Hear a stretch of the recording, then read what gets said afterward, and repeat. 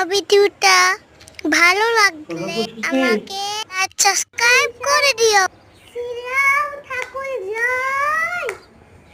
তুমি হে সবার পিতা অন্তর্যামী অন্তরেতে